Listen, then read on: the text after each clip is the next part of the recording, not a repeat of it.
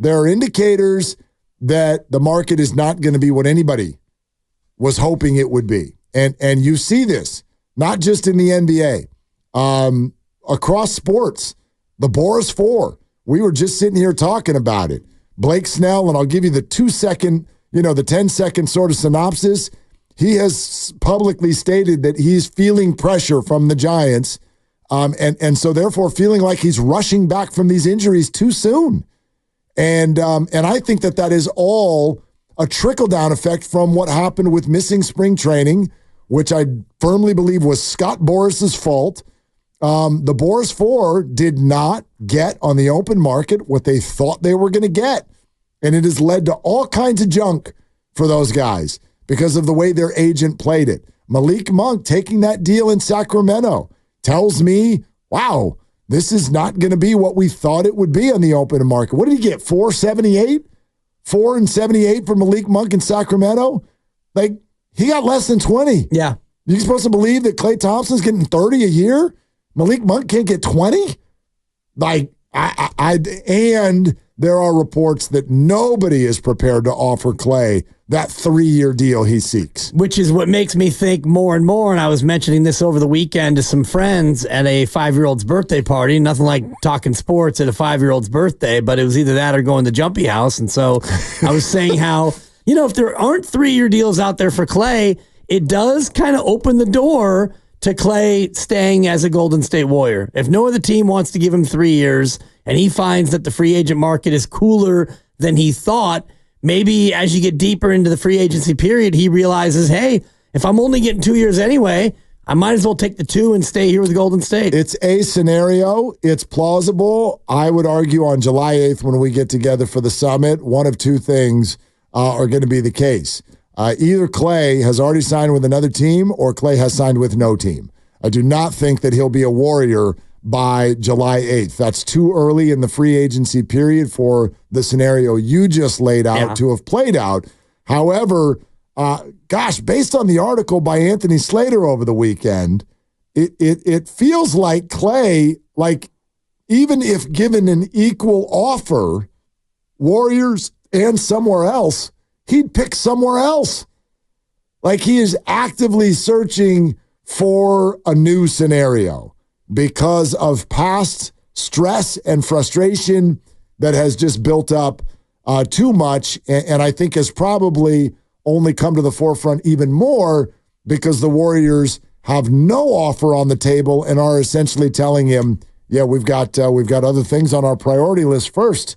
And I think he's seething because of that. I would imagine, and I don't fault him for that because you've been here and you've been a priority of theirs. And even when you were a free agent last time and you tore your ACL, you got a max extension pretty quickly from your own team, even though you were going to be out a year, turned out to be 2. And now you're a guy who showed himself, and he proved it this year that he could be durable and he could play a lot more. And he played pretty well. He didn't play as great as we all remember it, but if you compare him to other players around the association, he had a good year, and you would figure you're going to be more of a priority to someone.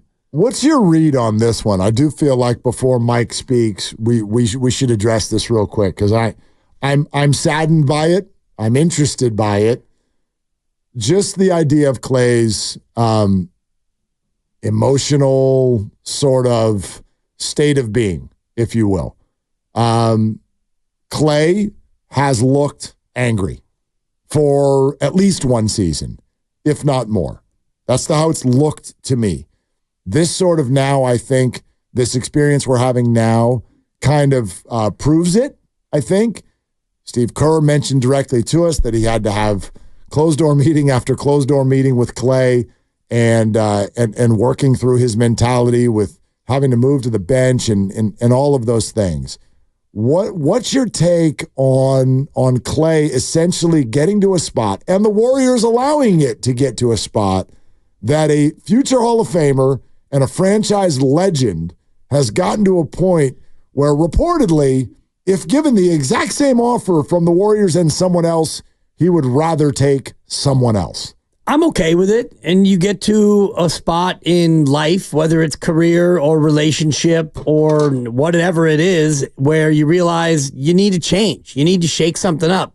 You and I both individually professionally, personally. We've both undergone a series of changes in your almost 50 years and my 55 plus. I've moved, I've switched schools, I've had marriages, I've had new marriages, I've had families, I've had other families. I've had jobs, I've switched jobs. I mean, we've all done it by the time you get to this spot. And sometimes you're in a situation and you realize I need to change. And there's nothing you can do in your spot that's going to make it right. I used to be on a different radio station in this town, and there was a time, probably about 6 to 9 months toward the end of my run there, where I was playing angry, Mark.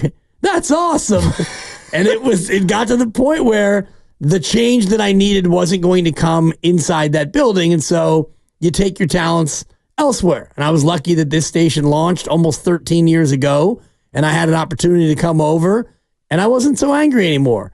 So I could see Klay, the way he plays, he doesn't have the role he wants. The fans aren't loving him the way they used to. And now his contract's up and the team is basically saying, you're going to need to wait and we're going to get back to you. And so I could see Klay, saying, you know what? It's time for me to do something for my mentals and do something different. And maybe, and you don't know if it's going to work out. For me, it actually worked out swimmingly that I switched jobs and switched stations, and here we are 13 years later, and there have been ups and downs, but I can't imagine not having made that move. And so for Klay, he's on the precipice of the same idea. Maybe the grass is greener on the other side. Maybe. I mean, you never know until you get there. I mean, as we always learn, right? The visions in our head are just that. They're in our head. And most times it doesn't actually work out that way. So this franchise, and maybe more accurately, this fan base, has said for a number of years, like we've imagined these three never putting on another jersey. We hoped for it. We didn't know if it would happen. It appears that we're on the doorstep of it not happening. And so I do wonder how that makes fans feel. Like the exit, if you will, is not necessarily amicable. It is not necessarily mutual. It is all of those things at the same time. And I don't know if anybody would have ever imagined that. Maybe we imagine, get to the end of the career and, gosh, our timeline doesn't work with your timeline. You want to go chase a ring somewhere. We're over here rebuilding. I think we've thought of that as possible, but not this. Not, hey, Steph is still playing great and we want to win and you're just not a part of it. And he walks away angry and unfollows the Warriors on Instagram. Like, that's not how we envision that. So I really, wonder how that makes the fans feel that the exit looks like this. 888-957-9570. We'll take your calls on that. But the more I've thought about this is one of those situations where I can understand why Klay's ticked, and I can understand why the Warriors are doing what they're doing. And if you ask me, like, who are you blaming about all this? It's one word. It's timing. Right? Everybody, I've heard everyone do this. Klay's looking at Wiggins' deal and the deal they gave Draymond. And he's looking at what they did with Poole. And he's going, why not me? Because timing. Like, all of Klay can be mad if all of those things had happened now. They didn't happen now. And the whole situation is completely different. And they did put a contract on the table for you at the beginning of the year. What happened between then and now? You missed the playoffs. You were a 10 seed. So I can see both sides. And I would say, if I were sitting in front of either side, I'd say to the Warriors, boy, you can see how this really messed with his feelings, right? And I'd say to Klay, you can see why they can't just give you the money that you want. Like, we can all agree, sure, 3 years and $60 million because of all you've done, sure. And they already did that, though. Well, maybe. 2 years. They offered 2. But they did that last time around with the contract. Right, so. But I mean, it's like, if I'm talking to the Warriors, you can see why Klay's upset. But I wonder if Klay, can you see why the organization needs to do this? And I'm betting the answer's no. He probably can't see that. But I think the rest of us can, right? I think he can see it. It's just timing. Well, I think he can see it, and that's why he unfollows them, and that's why he scrubs his account of some images, and that's why he's thinking, okay, I can take an equal deal elsewhere and be somewhere where I'm more valued, because obviously you don't value me like you value Wiggins like you value Draymond because they got those deals and I didn't. And I know timing and you're not wrong, and Klay's older and they're in the second apron and all the rest of the luxury tax ramifications that they're facing now that they weren't facing then when they signed those deals. But I would look more at the Draymond deal and say you gave that guy 4 years and $100 million. The guy who punched his teammate in the face, you didn't punish him for that. And then this guy's able to just go out there and get suspended and blow up another year, and he gets $100 million, and I'm out here with my hat in my hand trying to beg for crumbs. Fair points. Relative crumbs. But a fair response by the Warriors saying, when did we do that? We did that when we had just come off of a championship followed by Game 6 of the second round. We still felt relevant. We still thought we were. So we did that deal. Klay would have gotten it too if his deal had been up last year or the year before. Yeah, but Wiggins' deal was coming off of a title. And I'm just playing devil's advocate because I totally understand why they're going the way they are, and I think they should. But Steiny made a good point earlier about the regret the Warriors may feel about the Draymond deal, because that's a bad deal now. You got 3 more years of Draymond, so it's one thing if you have Draymond Green on a winning team, but now you're Draymond Green on a 10 seed. And so, this guy's not helping you win basketball games anymore. And in fact, he's unable to even play basketball. When he plays basketball, he helps you win, but he can't play. The guy can't stay on the floor. He missed a third of the year because of a lack of self-control. And yet he gets $100 million, and Klay's a guy who played 77 games last year. But that's hindsight. That's hindsight 2020. Nobody but knew if you're any of those Klay, things. you're like, dude, I just went through 77 games. I'm top 50 in the league in total minutes played. I was here. I was out there. Mm-hmm. And, Draymond missed a third of the year, and he punched a teammate in the face. Basically, a big reason why that guy's not on this team anymore, and I can't get a deal, and he can. Timing is everything. No, I get it. But I can see why Klay is angry. Oh, I can see it. Yeah. I can totally see it. But, I would argue that Draymond, when you say that's a bad contract, it was last year. I'm not convinced that it just is for eternity. You may be right that it might be. It probably is. But I don't know. Draymond is still a productive player, and $25 million a year is not 50. You know what I mean? It's like he's being paid half a star type of a contract. I'm not convinced that that's a terrible deal. It was last year. And for Klay, he would have totally gotten the bag if his deal was up last year or the year before. He would have. But now it's now. Now it's now, and the market is what the market is, and our results were what they were.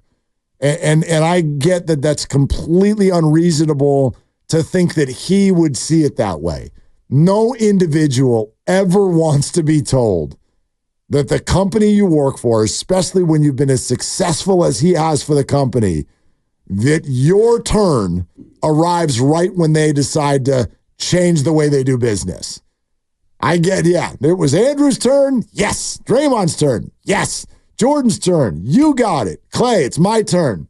So, about that turn, we're going to do things a little bit differently starting right now. When Kuminga gets his turn, which could be here in the next couple of months, he's going to get his. We don't know that, number one. And number two, different. We're pretty sure. But that's a different scenario. I know. Klay's not 22. But you're talking about turns. And so all these other guys got their turn, and, Klay had a chance maybe to get his turn last offseason or early in the year when he got the 2-year and $48 million offer, and he turned it down.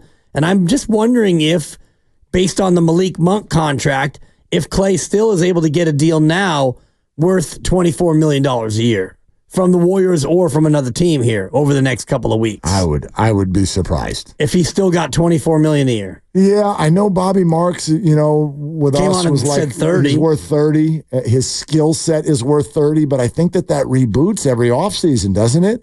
The market is what it is that season. Yeah, the comps and all that. Early indicators are that people are not willing to go big this time around, and they're certainly not willing to go long. There's two different ways to look at it, right? Maybe he does get 24 for 1 year, but he wants 3. The indicators right now are that he's not going to get that anywhere. That's analytics. And we just watched it in baseball. Blake Snell's going to get 5 years and 200. No, you're going to get a 1. A 1 plus 1. Cody Bellinger is going to get 8 years. No, you're going to get 1. 1 year. So if that's the mood that everybody's in, like, what are you doing for somebody who's already 34? You're not doing 3 years. No, you're doing 2, though. Yeah, and, maybe. Hopefully you're doing more than that. Well, the Warriors offered 2. He didn't want it. Right. Well, and if no one else is offering 3, all of a sudden 2 doesn't sound so bad because 2 is greater than 1. And Klay had a better year than Malik Monk last year. And, if you look across all the metrics, shooting and scoring and the rest of it, so. Right, but Malik's what, 25? How old's Malik Monk? I just find those to be 2 completely different conversations. He's 26. Yeah, it's kind of like when you bring up Kuminga. It's like that's a totally different subject. If you're 22, that's a totally different contractual conversation. How long are you willing to go and whatnot? Klay, that's another thing you got to realize. It's like, dude, you're 34. So the rules are different when you're 34. All right.